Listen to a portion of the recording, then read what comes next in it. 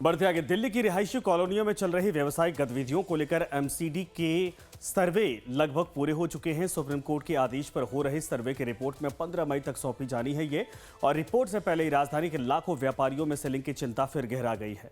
सवाल ये है कि सर्वे के बाद आगे क्या होगा और क्या जिन इलाकों में सालों से कारोबार चल रहा है वहां सख्त कार्रवाई का खतरा मंडरा रहा है।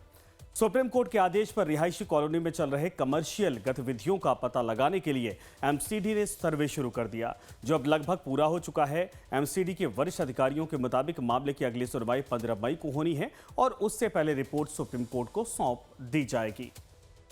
तो अधिकारियों का कहना है कि सर्वे सुप्रीम कोर्ट के आदेश के तहत किया जा रहा, लेकिन आदेश में कई बातें बिल्कुल स्पष्ट नहीं थी और इसी वजह से सर्वे के दौरान तकनीकी दिक्कतों का सामना भी करना पड़ा।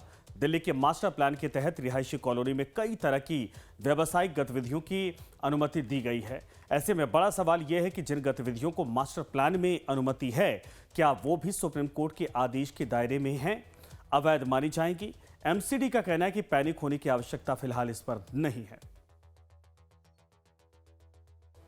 कोर्ट के जो निर्देश हैं कि रिहायशी कॉलोनी में जो हमारा कमर्शियल एक्टिविटी चल रही है उसके लिए एमसीडी रेगुलर सर्वे करती रही है और पहले भी करती रही है। अभी हमने एक फॉर्मेट बनाना है जिसमें हम दोबारा से उस सर्वे को लेकर आएंगे, ताकि जो रेजिडेंशियल एरिया में उस तरह की एक्टिविटी को हम नंबरिंग कर सकें और हमें मालूम होना चाहिए कि कौन कौन सी गतिविधियाँ वहाँ पर चल रही हैं। उसी को देखते हुए हम रेगुलर जो हमारा सर्वे होता है वो अभी चल रहा है और इसमें नया कुछ भी नहीं है। इसमें 24 जो हमारे वो हैं शॉप्स वगैरह चल सकती हैं उनको भी अलाउ किया हुआ है, वो भी हमारे उसमें एमसीडी के थ्रू है उसमें, और उसके ऊपर कोई भी किसी भी व्यक्ति को पैनिक होने की ज़रूरत नहीं है। मैं जनता से यही कहूँगी कि हमारा सर्वे जो रूटीन में है वो सर्वे चल रहा है। अभी हमने कोई स्पेशल सर्वे एमसीडी नहीं कर रही है। एक हमारे पास जो एक लिस्टेड वो जो सर्वे है उसको ही हम लेके जा रहे हैं। और अब कारोबारियों के नजर आने वाले मास्टर प्लान 2041 पर टिकी है। उन्हें उम्मीद है कि इसमें मिश्रित उपयोग वाले बाजार, पुराने पारंपरिक बाजार, अधिसूचित व्यावसायिक सड़कें, गोदाम क्लस्टर, कन्वर्जन चार्ज, लाइसेंसिंग और सीलिंग विवाद जैसे मुद्दों पर स्पष्ट समाधान सामने आ सकता है। फिलहाल सबसे बड़ी चिंता यही है कि 15 मई को सुप्रीम कोर्ट में रिपोर्ट दाखिल होने के बाद आगे क्या दिशा तय होती है, क्योंकि अभी यह साफ नहीं कि सर्वे के बाद क्या कार्रवाई होगी। लेकिन राजधानी के लाखों कारोबारियों की चिंता लगातार बनी हुई है। हाँ, ये बात बिल्कुल ठीक कह रही है एमसीडी के जो आदेश आया उसके अंदर क्लैरिफिकेशन नहीं थी कि पूरे इलाके का सर्वे करना है या उन जगहों का सर्वे करना है कि जो मास्टर प्लान 2021 से बाद में निर्धारित किए गए हैं या कमर्शियल बनाए गए हैं। मेरा मानना भी यही है कि जो नोटिफिकेशन 2006 के अंदर मास्टर प्लान में एमसीडी, दिल्ली सरकार या हमारी अर्बन डेवलपमेंट मिनिस्ट्री ने कर दिया था, उनको छोड़ के ही सर्वे किया जाना चाहिए। किसी भी कैटेगरी में आती हैं, वो कमर्शियल में आती हैं कमर्शियल कर दिए जाएं, पीएसएस में आती हैं पीएसएस कर दी जाएं, मिक्स लैंड यूज़ में आती हैं मिक्स लैंड यूज़ कर दिए जाएं। क्योंकि सरकार की तरफ से पीएसएस, मिक्स लैंड यूज़ और कमर्शियल के लिए कुछ पैरामीटर डिसाइड किए गए थे कि कितने फुट की रोड के बाद यदि कोई दुकान है तो वो कमर्शियल कैटेगरी में आएगी। रोड की चौड़ाई के ऊपर ये सारी बातें की गई थी। पीएसएस नॉट मोटराइज व्हीकल्स, जहाँ पे रोड बनाई गई थी उन पे कोई भी मोटराइज व्हीकल अलाउ नहीं होते, ऐसे ही उस समय निश्चित किया गया था, प्रावधान किए गए थे। लेकिन उनको फॉलोअप किया जाए और जो सड़कें 70 से 80% के ऊपर आती हैं उन सभी को दोबारा रेगुलाइज कर दिया जाए। तो दिल्ली में कई ऐसे बाजार हैं जहां पर रिहायशी इलाकों के भीतर बड़े पैमाने पर व्यावसायिक गतिविधियां चल रही हैं। राजधानी के कई पुराने बाजार समय के साथ अपने स्तर पर विकसित हो गए और कई जगहों पर निचली मंजिलों पर दुकानें और ऊपरी मंजिलों पर रिहायश का मॉडल आम हो चुका है। दिल्ली के कई बाजार अपने स्तर पर विकसित हुए और सालों से अपनी पहचान बनाई है। साल 2008 में शहरी विकास मंत्रालय के अतिरिक्त सचिव की ओर से सुप्रीम कोर्ट में दाखिल हलफनामे में भी कहा गया था कि 2008 से पहले 4 दशकों में सरकारी एजेंसियां दिल्ली में जरूरी बाजारों में केवल लगभग 16% ही विकसित कर सकी हैं। तो रिहायशी इलाकों में बढ़ती व्यावसायिक गतिविधियों से स्थानीय लोगों की मुश्किलें भी बढ़ी हैं। भीड़ भाड़, पार्किंग की समस्या, सफाई व्यवस्था पर दबाव और देर रात तक आवाजाही से रोजमर्रा की जिंदगी प्रभावित होती है। कुछ लोग अनियमित गतिविधियों को लेकर भी चिंता जाहिर करते हैं। पूर्वी दिल्ली के लक्ष्मी नगर में ग्राउंड पर रिहायशी इलाकों के भीतर बड़े पैमाने पर व्यावसायिक गतिविधियां चलती दिखी हैं और बाजारों के बीच दुकानें, दफ्तर और दूसरी कारोबारी गतिविधियां सामान्य रूप से जारी हैं। यहां कारोबारियों का कहना है कि सर्वे के बाद सेलिंग की आशंका ने उन्हें चिंता में डाल दिया है।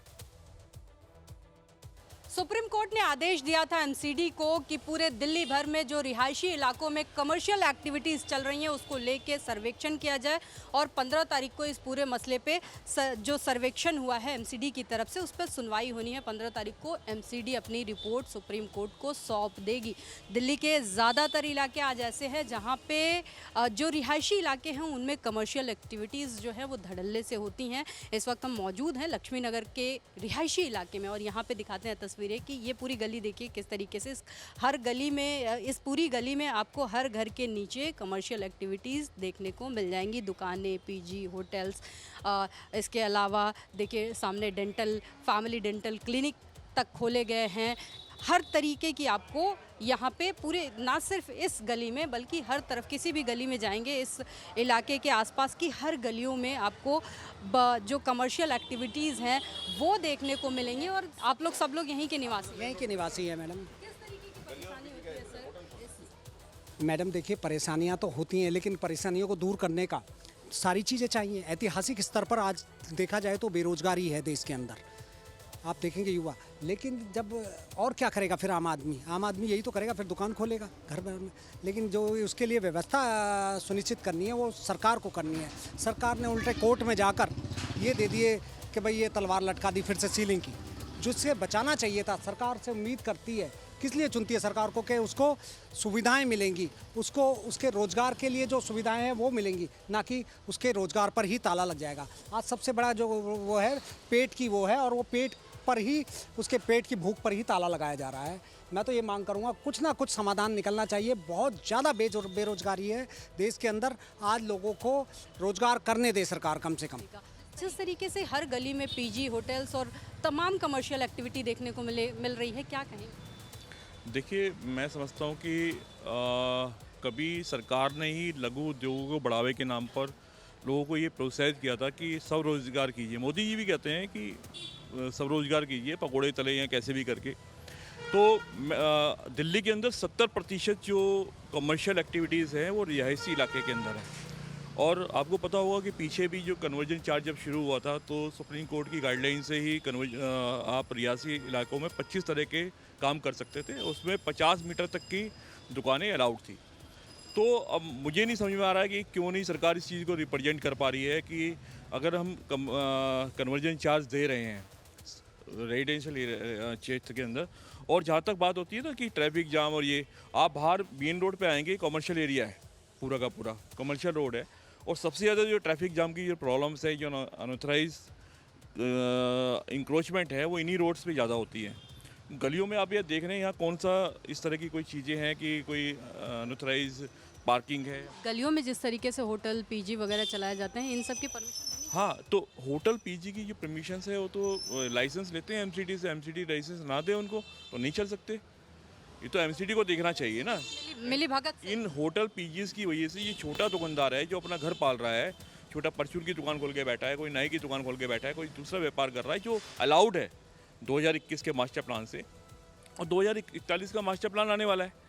तो एमसीडी को या सरकार को ये बात रखनी चाहिए कि 2041 में जो भी चीज़ें बनती हैं दिल्ली के हिसाब से उसको मेंशन करें, उसके बाद कोई भी चीज़ करे, कोई भी सीलिंग करे या जो भी है। तो 2000 और यहाँ पे जो जितने यहाँ पे दुकानें खुल रही हैं वो सब सील होनी चाहिए। 2007 में भी डी सीलिंग हुई थी, लेकिन कुछ 25 चीज़ें थी जो डी सील हुई थी। टैक्स दिया गया, कन्वर्जन चार्ज दिया गया, अपना रोड वो दिया गया। तो लेकिन अभी भी फिर वही है, तबीयत से बनते जा रहे हैं। कैसे एमसीडी पैसा ले रही है, और मेरे को लगता है कि ये एमसीडी की वो डिमांड है कि सरकार की पैसा लेगी लोगों से, फिर खोल देगी, जो मर्जी करो तो कुछ करो। आरोप आपका एमसीडी पे है, एमसीडी ये सब चीज़ें एमसीडी की देखरेख में हो रही है। एमसीडी देख में एमसीडी पैसा बटोरेगी, बस और कुछ नहीं होगा। एमसीडी ने पैसा लेना है, पैसा लेके फिर करेगी, चाहे लोग दिल्ली के मरें, कुछ भी हों, कैसे हों, कुछ भी हों। माननीय सुप्रीम कोर्ट की देखरेख में ये होने का आदेश हुआ है, लेकिन मैं माननीय सुप्रीम कोर्ट से भी मैं आग्रह करूंगा कि पिछले 25 साल में जो भी ये दिल्ली का, ये तो विकास कहते हैं, मैं तो विनाश कहता हूँ, जो दिल्ली का विनाश हुआ है उसकी पहले जिम्मेदारी तय करे। जितने ये अधिकारी हैं, क्या इन्होंने पिछले 25 साल में तनख्वाहें नहीं ली? अगर तनख्वाहें ली हैं तो उन्होंने काम क्यों नहीं किया? चाहे वो एमसीडी के हैं, चाहे वो डीडीए के हैं, चाहे हमारे जनप्रतिनिधि हैं। आज एक छोटे से छोटा जनप्रतिनिधि काउंसलर होता है। मैं हमारे यहाँ 5 काउंसलर हुए पिछले 25 साल में, और माशाअल्लाह इस क्षेत्र की हालत तो उन्होंने जितना सत्यानाश करना था किया, लेकिन अपना विकास खूब किया उन्होंने। तो उन पे पहले जांच बैठाए ना जी, कैसे बनी ये। आज एक गरीब आदमी को आप उसके सर पे तलवार लटका रहे हो, लेकिन जो उसके लिए जिम्मेदार है उसको आप वो दे रहे हो, इनाम दे रहे हो, उसके खिलाफ कोई कार्रवाई नहीं कर रहे। सबसे पहले तो उनकी प्रॉपर्टी अटैच करें। आप लोगों को क्या लगता है, परेशानी बढ़ती है इस तरीके के एक्टिविटी से या? मैडम परेशानियां तो हैं ही, और डे बाय डे परेशानियां तो बढ़ी रही हैं। आप देख रहे हैं क्या हालात हैं दिल्ली के। आपने अभी सर्वे भी किया है, और भी जगह आपने सर्वे किया होगा। ये सब मिली भगत से होता है मैम। और जैसे सुप्रीम कोर्ट, माने सुप्रीम कोर्ट के ऑर्डर हैं, एमसीडी को ही कह दिया कि सर्वे करके आप रिपोर्ट दीजिए। क्या आप समझते हैं ये सही रिपोर्ट जाएगी वहाँ तक? जाएगी ही नहीं रिपोर्ट। करने वाले यही हैं, कराने वाले यही हैं। अगर आप कहें एक चोर को कि घर की रखवाली कर ले, तो घर की रखवाली करेगा? मेरे हिसाब से तो नहीं। आप लोगों ने पहले कभी शिकायत की इस इलाके से कमर्शियल एक्टिविटीज़ की? मैडम शिकायतें तो पुलंदा है शिकायतों का, लेकिन आज तक कोई शिकायत ना तो एक्टिवेट हुई, ना किसी ने कंसिडर करा, ना उस पर कोई एक्शन रिएक्शन हुआ। टिल टुडे आज तक तो हुआ नहीं। आप देखिए हर जगह कहीं भी आप चले जाइए, दिल्ली की हालत जो भी आपने सुना भी कि दिल्ली को इन्होंने नर्क में बना दिया। और ख़ास तौर से मैं शकरपुर के लिए कहना चाहूँगा, शकरपुर में यहाँ लोग नर्क का जीवन जी रहे हैं। और कहीं ना कहीं इन सारी चीज़ों पे सख्त से सख्त एक्शन लिया जाना चाहिए। लोगों का आरोप है कि एमसीडी की मिली भगत से होती हैं ये सारी चीज़ें। आरोप भी कहीं ना कहीं एक तरीके से सवाल उठाना जायज़ है, क्योंकि अगर रिहायशी इलाकों में परमिट मिल रही है इन सारी चीज़ों को, तो किसके आधार पे मिल रही है, किस तरीके से लोगों को रिहायशी इलाकों में जो है वो परमिट दी जा रही है।